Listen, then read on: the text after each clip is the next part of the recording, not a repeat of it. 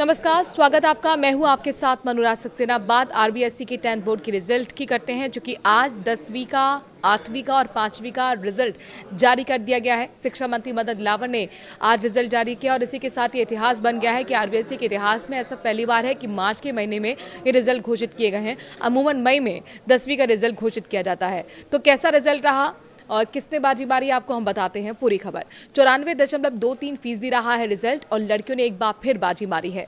Overall कैसा रहा Rajasthan board कक्षा 10वीं का रिजल्ट? तो राजस्थान बोर्ड 10वीं का रिजल्ट आज जारी कर दिया। राज्य के शिक्षा मंत्री मदन दिलावर और बोर्ड के अन्य अधिकारियों ने अजमेर स्थित कार्यालय से बोर्ड परिणाम जारी किए हैं। इस साल 10वीं कक्षा में कुल 94.23% स्टूडेंट्स पास हुए हैं। पिछले साल के मुकाबले 1.7% अच्छा ही रिजल्ट रहा है, यानी कि बेहतर हुआ है। पिछले साल 10वीं में 93.60% स्टूडेंट्स पास हुए थे।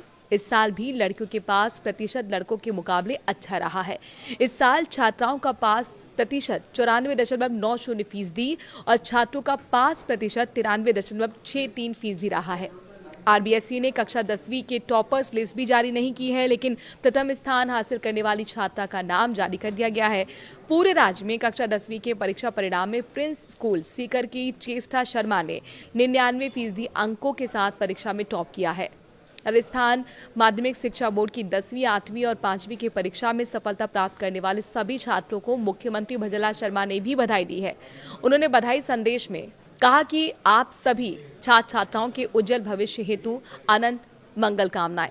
राजस्थान बोर्ड कक्षा 10वीं के परिणाम जारी हो चुके हैं और इस साल 94.23% बच्चे पास हुए हैं। पिछले साल के मुकाबले ये रिजल्ट बेहतर रहा, 1.7% ज्यादा रहा अच्छा। और लास्ट पिछले साल के मुकाबले इस रिजल्ट में जाहिर तौर पर अगर शिक्षा मंत्री मदन दिलावर की हम बात करते हैं, एक्सक्लूसिव उन्होंने न्यूज़ 18 राजस्थान से बातचीत की और उन्होंने कहा कि ये सीधे सीधे जो बेहतर परिणाम पिछले साल के मुकाबले रहे हैं, उसके लिए डेडिकेशन है छात्रों का, उनके एफर्ट्स का, उनकी मेहनत का। और 10वीं के रिजल्ट में एक बार फिर वही ट्रेंड हमें देखने को मिला जो पिछले कई सालों से देखने को मिल रहा है कि लड़कियों ने एक बार फिर बाजी मारी। लड़कियों के पास प्रतिशत 94.08% रहा था, जबकि लड़कों का पास प्रतिशत 93.1% रहा था। ये पिछले साल की अगर आपको हम बात बता रहे हैं और ईयर का जो पासिंग प्रतिशत पिछले साल का था वो 93.60 था। तो पिछले साल राजस्थान बोर्ड कक्षा 10वीं के रिजल्ट में लड़कियों ने बाजी मारी थी। लड़कियों का पास प्रतिशत आपको हमने बताया और वो जो पास प्रतिशत लड़कियों का था वो लड़कों पर भारी पड़ा था। एक बीच में खबर ये भी आई कि जिस तरीके से राजस्थान बोर्ड रिजल्ट में एक सरप्राइज भी देखने को मिला है। झुंझुनू नंबर 1 रहा है, लेकिन इन जिलों की गिरती रैंकिंग ने भी चिंता बढ़ाई है।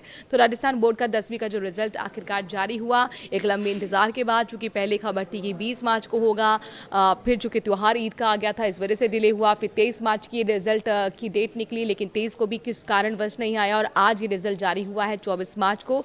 इसके साथ ही लाखों छात्रों का जो इंतजार था, यानी 10 लाख से ज्यादा स्टूडेंट्स जो अपियर हुए थे 10 के बोर्ड में, उनका इंतजार खत्म हुआ है। और जैसे नतीजे सामने आए, कुछ जिलों में खुशी का माहौल दिखा तो कहीं हल्की निराशा भी नजर आई। हर साल की तरह इस साल भी टॉप करने वाले जिलों और पीछे रहने वाले जिलों की चर्चा शुरू हो गई है। इस बार का रिजल्ट कई मायनों में खास रहा।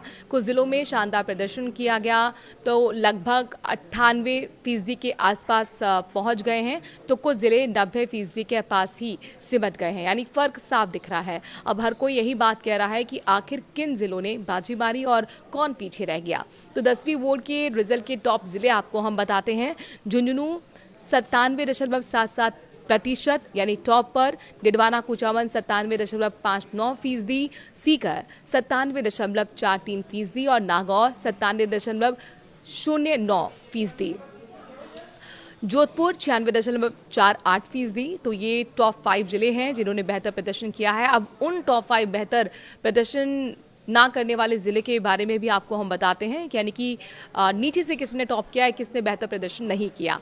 तो कुल मिलाकर उसमें प्रतापगढ़ जिला आता है जिसमें 88.1% रहा है रिजल्ट और 12 89.72% रहा।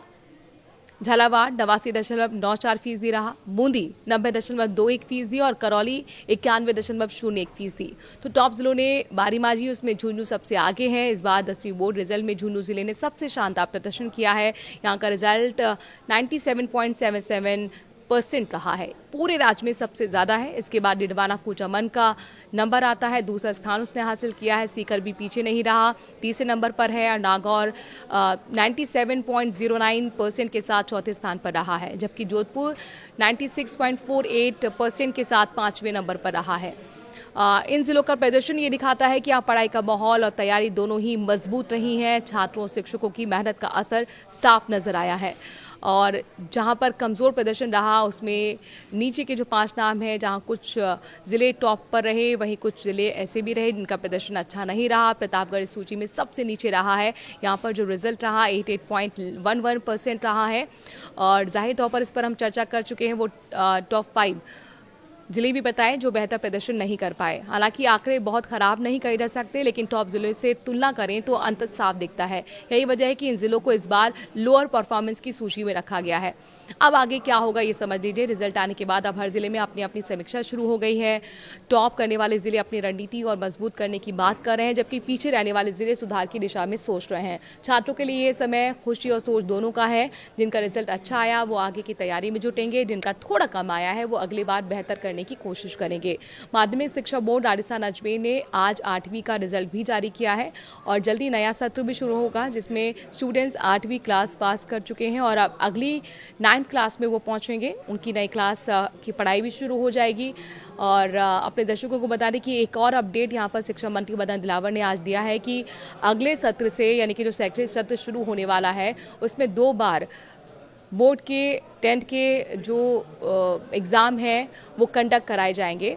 एक मार्च में होगा, दूसरा मई में होगा। मार्च में जो बेहतर आप परफॉर्मेंस अगर मान लीजिए नहीं कर पाए हैं तो फिर आपके पास मौका होगा, आप मई में भी वो एग्ज़ाम दे सकते हैं। लेकिन उसके लिए ज़रूरी है कि आपने मार्च में एग्ज़ाम ज़रूर दिया हो, उसमें ज़रूर आप अपीयर हुए हों। और जाहिर तौर पर ये जो बदलाव किया गया है अगले शैक्षणिक सत्र के लिए, इसे किस तरीके से देखते हैं, अपनी राय कमेंट के ज़रिए ज़रूर बताइए।